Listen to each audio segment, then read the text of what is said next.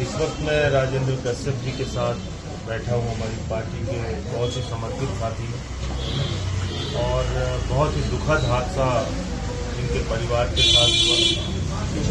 परिवार के 9 सदस्य, जिसमें इनके बेटे, बहू, उनकी बच्चियाँ, बेटा, वाइफ, सबकी मौत हो गई।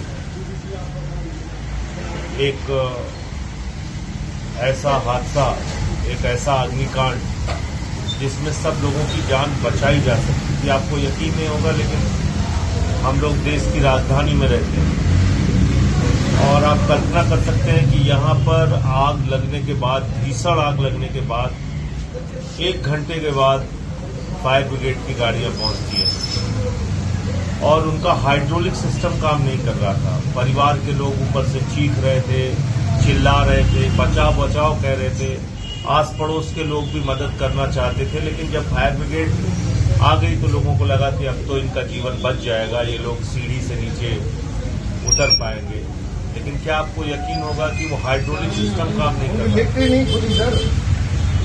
हाइड्रोलिक सिस्टम ही नहीं काम कर रहा था उसका, और जिसके कारण से लोग देखते रहे, राजेंद्र जी के परिवार के लोग चीखते रहे, अपनी जान बचाने के लिए गुहार लगाते रहे और सबके सामने देखते देखते वो लोग झुलस गए, जल के उनकी मृत्यु हो गई। ये मृत्यु नहीं है, ये हत्या है। ये आपराधिक लापरवाही के कारण हुई हत्या है।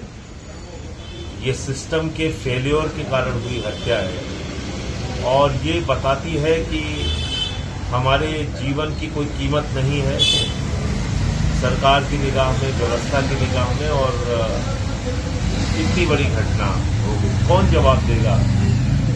प्रधानमंत्री जी यहाँ रहते हैं, गृह मंत्री जी यहाँ रहते हैं, बीजेपी की सरकार है, रेखा गुप्ता जी मुख्यमंत्री हैं, कौन जवाब देगा इस पूरी घटना पे कि फायर ब्रिगेड की गाड़ी आए और उसकी सीढ़ी ना खुले, उसका हाइड्रोलिक सिस्टम ना काम करे और लोगों की जान चली जाए? तो मैं समझता हूं कि इसकी एक गहनता से जांच होनी चाहिए और इसके लिए जो लोग भी जिम्मेदार हैं उन पर कार्रवाई भी होनी चाहिए। जो इनका नुकसान हुआ है उसकी वापसी नहीं हो सकती, कतई वापसी नहीं हो सकती, लेकिन किसी और परिवार के साथ ऐसा हादसा न हो, इसलिए जरूरी है कि ये जो एक आपराधिक लापरवाही के कारण हुई हत्या है उस पर कार्रवाई हो। राजेंद्र जी गोवा में थे, गोवा में पार्टी का काम देख रहे थे वहाँ पे, और ऐसे अपने समर्पित साथी के साथ ये हादसा हुआ है। मैं सर झुका के उन पुण्य आत्माओं को नमन करता हूँ, ईश्वर से प्रार्थना करता हूँ कि अपने पवित्र चरणों में उन आत्माओं को, पुण्य आत्माओं को स्थान दें और ये जो अपार कष्ट राजेंद्र जी और उनके परिवार पर आया है उसको सहन करने की प्रभु शक्ति दे। मैं यही प्रार्थना प्रभु से करता हूँ और फिर दोहरा रहा हूँ इस बात को कि जो लोग दोषी हैं उनको सजा तो मिलनी चाहिए।